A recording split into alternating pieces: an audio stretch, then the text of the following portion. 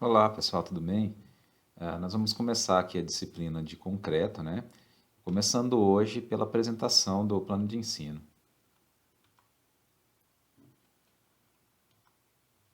Bom, como vocês já devem ter procurado saber, né? Essa disciplina ela tem 4 créditos teóricos, uma carga horária de 64 horas e como pré-requisito vocês têm que ter cursado a disciplina de resistência dos materiais. Vamos começar falando um pouco sobre o conteúdo da disciplina, né?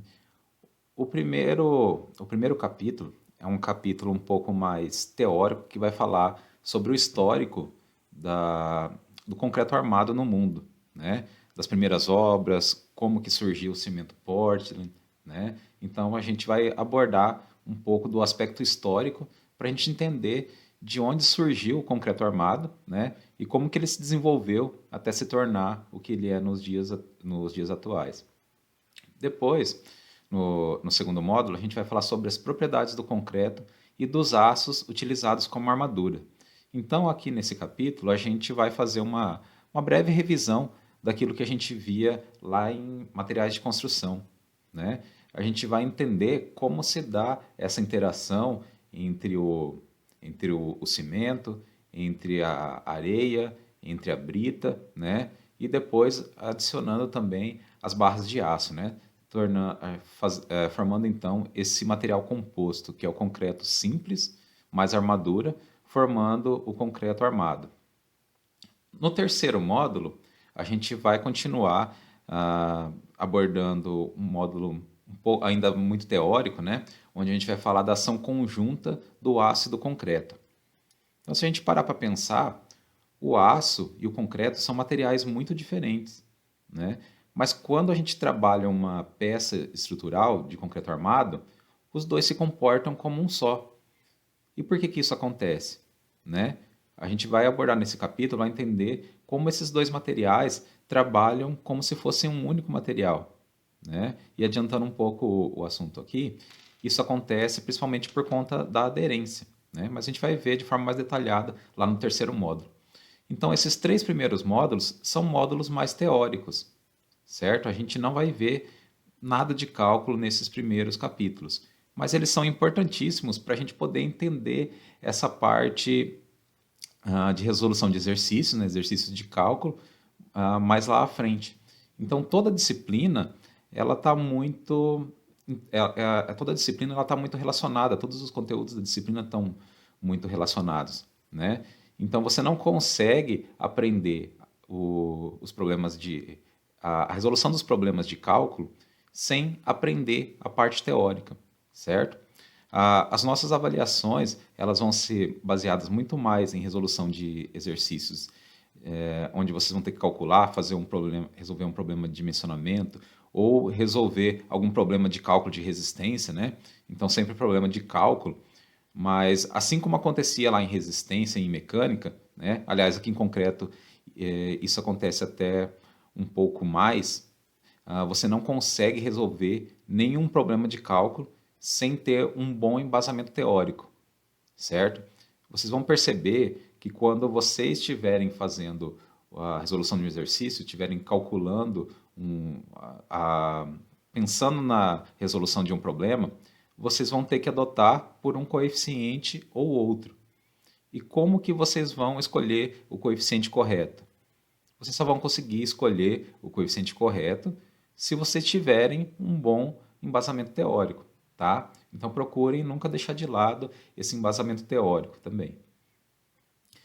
Lá no capítulo 4, a gente vai começar a falar sobre a segurança no projeto das estruturas de concreto armado. E o que seria isso? Falando de forma bem simplificada, né? Seria semelhante ao que vocês aprenderam lá em resistência dos materiais quando vocês viram os coeficientes de segurança. Então lembra lá quando vocês calculavam a resistência admissível, né? Existia a resistência do material, existia o coeficiente de segurança e vocês obtinham essa resistência admissível dividindo a resistência do material pelo coeficiente de segurança, certo? E por que existia esse coeficiente de segurança? Onde muitas vezes você dividia o valor da resistência do material por 2,5, por 3, ou seja, diminuindo muito a resistência desse material. É por conta das incertezas, né?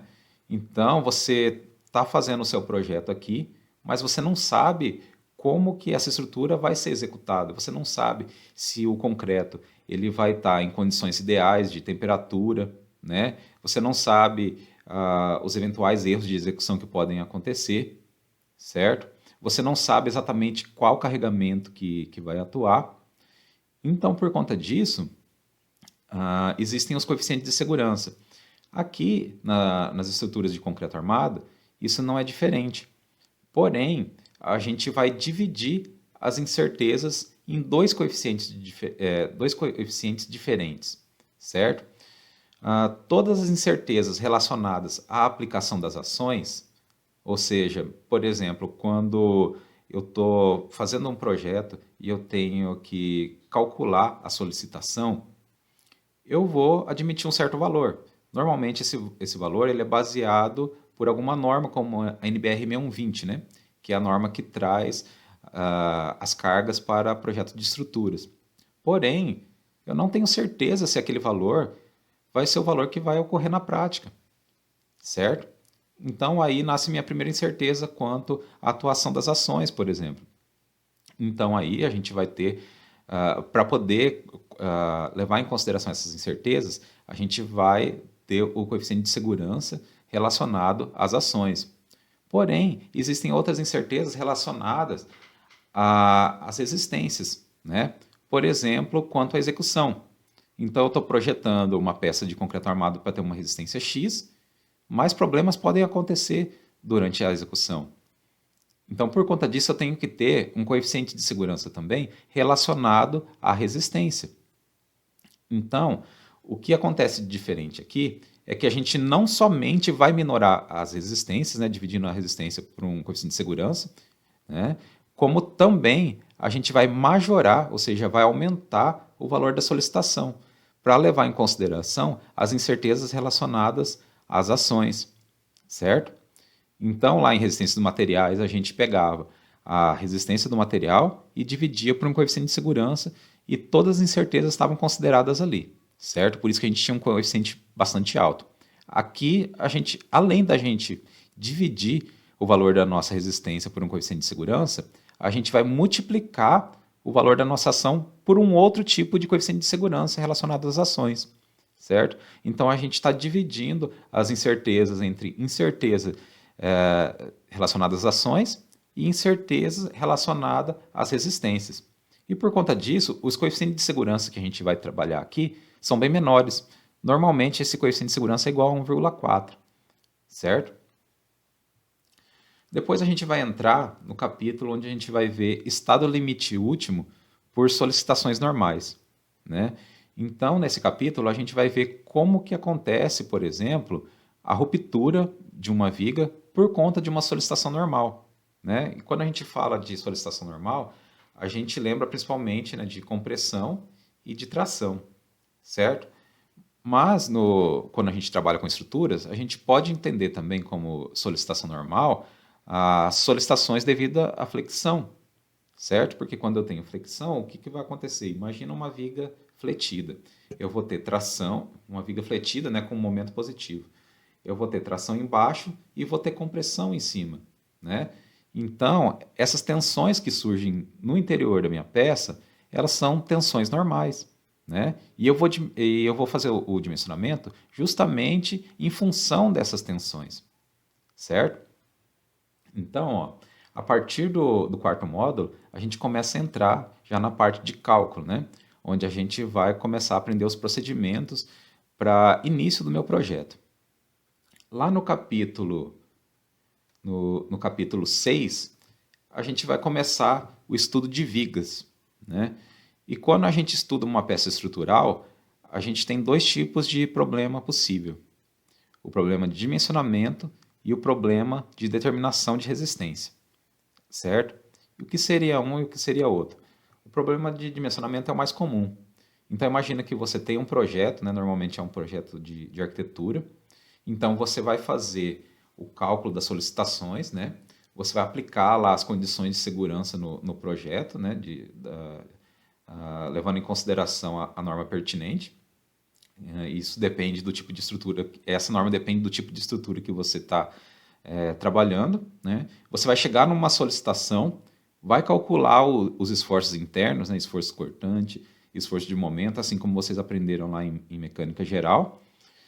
Daí vocês vão fazer o dimensionamento para a peça resistir a esse esforço. Então, qual é o tipo de concreto que eu preciso aplicar para resistir àquele momento fletor e aquele esforço cortante, né? Qual a bitola e a quantidade de barras de aço que eu preciso alojar no interior da minha peça para que ela resista àqueles esforços de tração, certo? Então, esse seria um problema de dimensionamento. O segundo tipo de problema é o problema de determinação de resistência. Então, é o problema contrário, né? Você tem uma peça que já existe, né? Ela já está lá, instalada lá numa casa, por exemplo, e você tem que verificar o quanto ela resiste. E por que isso pode ser necessário? Então, vamos imaginar a seguinte situação. Você tem um sobrado, né? Esse sobrado ele foi construído para funcionar como uma residência, mas em um determinado momento, aquele sobrado foi vendido e resolveram instalar uma loja. E nessa loja, no pavimento térreo, vai funcionar a parte de vendas, na parte superior vai funcionar um depósito, né? E muitas vezes, em depósito, você vai ter um carregamento extremamente elevado. Lógico, depende do tipo de material que vai ser armazenado, né? E de quanto de material que você vai acumular ali. Então, nesse tipo de situação, vai ser necessário você verificar se a resistência daquela peça ela é capaz de suprir aquela nova solicitação, certo? Ou seja, aquela peça ela foi concebida para suportar um carregamento X, mas a partir de um certo momento da vida útil, ela vai ter que suportar um carregamento X mais Y, certo? Então, ó, nesse módulo, após a gente terminar esse módulo, a gente já vai ser capaz de fazer o dimensionamento e determinação de resistência de vigas à flexão, certo? Aqui a gente ainda não leva em consideração o esforço de cisalhamento. No módulo seguinte, a gente vai tratar da flexão normal composta e da flexão composta oblíqua, certo? Então, ó, esse conteúdo é um conteúdo que vocês já viram lá em resistência dos materiais. Então, a gente vai ver como que isso funciona aqui na disciplina de concreto armado. Fazendo uma revisão breve aqui, né? O que é a flexão normal composta? A flexão normal composta é uma peça... Acontece, por exemplo, quando você tem uma peça fletida, né? E você tem também esforço de compressão. Só que no caso da flexão normal composta, você vai ter momento somente em relação a um eixo, certo? Então eu tenho momento e tenho uma força axial de compressão. Mas existem também a flexão composta oblíqua.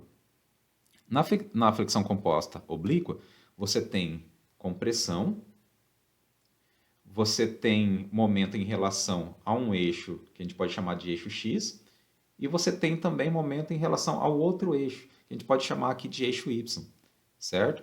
Então você tem uma grande variação de valores de tensão ao longo da seção transversal. E a gente vai aprender também a resolver esse tipo de problema utilizando ferramentas como os gráficos, né? Que é o método exato que a gente vai ver mais à frente quando a gente estiver abordando esse método. Mais lá para o final da disciplina, a gente vai aprender a fazer o dimensionamento e cálculo da resistência às solicitações tangenciais. E o que seriam essas solicitações tangenciais? São as solicitações que provocam esforço de cisalhamento na minha peça, certo? Então, quem já tem um certo contato com obra deve saber que é por conta dessas solicitações, né, do esforço de cisalhamento, que a gente instala os estribos nessa peça, certo? Mas o estribo, ao contrário do que muita gente pensa, ele não resiste a essas solicitações sozinho. Então, essa peça de concreto armado, ela vai ter um mecanismo resistente semelhante ao de uma treliça, né? Pode parecer um pouco confuso a gente falar dessa forma, mas a ideologia que se faz do mecanismo resistente ao esforço de cisalhamento é um mecanismo que se compara ao mecanismo de uma treliça. Então, a gente tem lá algumas bielas de concreto comprimido trabalhando junto com bielas tracionadas, né, que vão ser os tirantes, no caso, formando uma treliça fictícia, e essa treliça vai ser capaz de resistir, vai ser responsável por resistir a essas solicitações tangenciais. Mas, ao final, a gente vai ver estados limite de serviço. Então, o que acontece? Qual que é a finalidade de uma peça estrutural? Então, possivelmente, vocês devem ter pensado aí sobre a finalidade mais importante, vamos dizer assim, né? Que é não entrar em colapso, ou seja, oferecer resistência, certo? Então, todos esses módulos anteriores que a gente viu até aqui, que a gente vai ter visto até aqui, elas levam em consideração a segurança da peça. Porém, quando a gente projeta uma estrutura, a gente não tem que levar em consideração somente a segurança. Eu tenho que levar em consideração, por exemplo, o conforto que essa estrutura vai ser capaz de oferecer, certo? Então, imagina que eu tenha uma laje, inclusive alguns alunos já relataram de alguns exemplos, né, dentro da própria universidade, uma laje que tenha um problema muito sério de vibração. Isso não quer dizer que a estrutura vai entrar em colapso. Muitas vezes ela está muito longe de entrar em colapso, mas aquela vibração ela oferece desconforto, certo?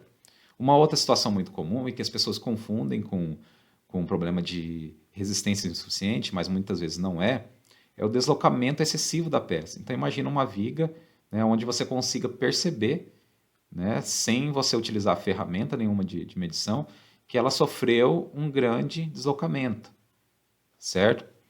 Só que muitas vezes essa viga ela tem uma inércia baixa, né, uma seção reduzida, então por conta disso esse deslocamento excessivo aconteceu, porém ela está extremamente armada e vamos dizer que esse acréscimo de armadura acabou compensando essa baixa inércia da minha peça. Então a peça oferece segurança, porém ela está com um deslocamento muito acentuado, certo?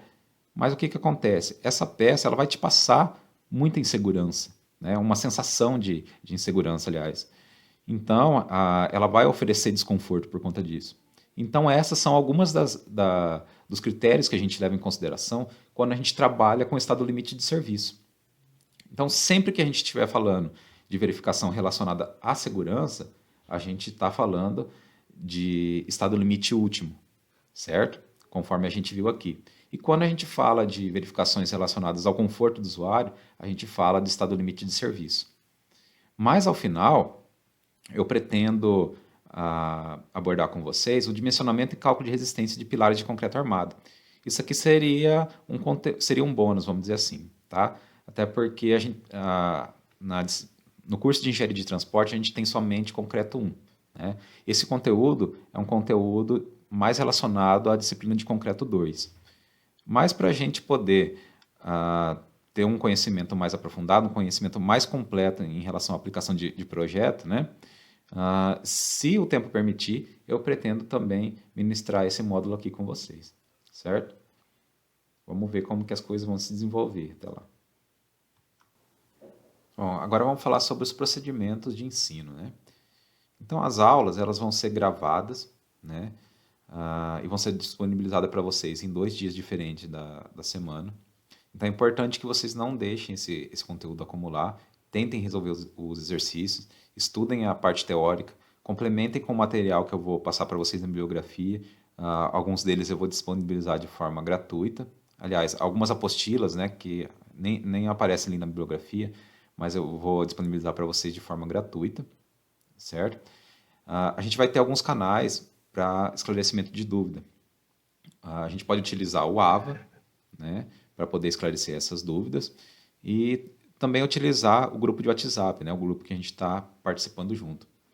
E dependendo da necessidade, se a gente perceber que essas dúvidas não são possíveis de serem esclarecidas nesse grupo de WhatsApp, a gente pode marcar algumas aulas ao vivo para poder esclarecer dúvidas, né? E para poder resolver também alguns exercícios. Então, vou depender do feedback de vocês aí para poder ajustar em relação a gente disponibilizar esse tipo de aula online, certo? A gente vai trabalhar com resolução de exercícios. Essa resolução de exercícios vai acontecer nas aulas gravadas. A gente pode também resolver alguns exercícios adicionais em aulas ao vivo. E a gente vai trabalhar também com o desenvolvimento de um artigo de revisão sistemática, certo? Então, quem já foi meu aluno, sabe como que eu costumo trabalhar com esses artigos, né? Vocês vão me entregar esses artigos de forma parcial, então a gente marca uma data para a primeira entrega. Essa primeira entrega vai incidir na nota, vai refletir na nota da P1, né? Normalmente, para essa primeira entrega, eu costumo cobrar a revisão bibliográfica. A segunda parte é a parte de materiais e método, né? Então, vocês já vão me entregar revisado já a parte de revisão bibliográfica com as alterações que eu pedi, juntamente com o capítulo de materiais e método, certo? E essa segunda entrega, ela vai incidir na nota da P2. A terceira entrega é o artigo completo, né? E ela vai contribuir com a formação da nota da P3, certo? Nesse semestre, como é um semestre atípico, né? A gente está trabalhando de forma flexibilizada para poder diminuir um pouco o peso dessas avaliações escritas quando a gente voltar. Eu estou substituindo a avaliação teórica final, ou seja, a avaliação da P3, pelo desenvolvimento de um projeto ou laudo de estrutura, certo? Então, lá no final, quando a gente já tiver visto todos os conhecimentos, os conteúdos necessários para desenvolvimento de um projeto ou laudo e laudo estrutural de uma estrutura de concreto armado, ao invés de vocês realizarem uma terceira prova escrita, vocês vão me entregar um trabalho que vai ser feito em grupo, certo? E vai ser correspondente a 70% da nota da P3. Ok? Como bibliografia, né? A gente utiliza o livro Construções de Concreto. Eu utilizo principalmente os livros do Fusco, tá? Tanto o livro de solicitações tangenciais, não coloquei aqui o livro de solicitações normais, porém boa parte das aulas é baseada nele. Porém esse livro ele já não é mais publicado, então talvez vocês consigam ele em algum sebo online, mas não é muito fácil de ser encontrado, infelizmente, né? O livro do Fusco também de técnica de armar, de estrutura de concreto, né? E como bibliografia complementar, eu recomendo o curso básico de concreto armado, de Fernandes e Porto, né? O livro de Concreto Armado Novo Milênio, de Emerli, e a NBR 6118, né? Então, todos os procedimentos que a gente vai aprender aqui, eles são baseados no conteúdo dessa norma, né? Na NBR 6118 de 2014, que é a edição mais atual até o momento, certo? Existem também algumas apostilas, né, como a apostila do professor Santinho, certo? E a apostila do professor Libânio, que eu vou disponibilizar para vocês de forma gratuita para poder complementar esse conhecimento. E, aliás, as minhas aulas, elas são muito baseadas no conteúdo dessas apostilas também. Inclusive, algumas figuras vocês vão perceber em comum no material que eu vou postar para vocês, né? E no material dessas apostilas. Agora vamos falar um pouco sobre a avaliação, certo? Então nós vamos ter 3 notas diferentes, certo? A nota 1, nota 2 e a nota 3. A nota 1, ou seja, a nota referente à P1, ela é dividida em 3 partes. Então, a primeira parte vai ser a avaliação escrita, que a gente vai fazer quando a gente voltar para o período presencial, certo? E ela vai ser correspondente a 70% de N1, ok? A segunda parcela, que é equivalente a 15% de N1, ela corresponde à média das atividades relacionadas ao conteúdo de N1. Então, o que seriam essas atividades? Sempre que possível, semanalmente, eu vou propor para vocês algumas atividades e vocês vão me entregando. Isso durante ainda o período de flexibilização, certo? Ao final do fechamento do conteúdo correspondente à nota N1, a gente vai fazer a média dessas atividades, porque essas atividades vão ser avaliadas, certo? E a média dessas atividades vai corresponder a 15% de N1. Os outros 15% restantes são referentes à entrega do artigo científico. Então, aqui em N1, né, esses 15% do artigo científico é referente à entrega da revisão bibliográfica. Agora, em relação a N2. Parte de N2 também vai depender de uma avaliação escrita que a gente vai fazer após ao período da finalização da flexibilização, certo? Aqui também a gente vai ter 15% da nota correspondente à média das atividades relacionadas ao conteúdo e os 15% restante dessa parcela, aliás, dessa nota N2, é referente à entrega do artigo. E aqui vocês vão me entregar o artigo científico, aliás, a metodologia do artigo científico. Não somente a metodologia, né? A metodologia junto com a revisão bibliográfica já corrigida por mim, certo? Aliás, já com as alterações solicitadas por mim após a entrega aqui referente a N1. E após a avaliação escrita referente à nota N2, a gente finalizou por aí as avaliações escritas, certo? Então, referente à nota N3, o que a gente vai ter como parcelas de nota, né, para compor essa nota N3? Então, 70% dessa nota N3 equivale à elaboração de um projeto, né? Para alguns grupos eu ainda não decidi, mas a gente pode trabalhar com a elaboração de um laudo, né?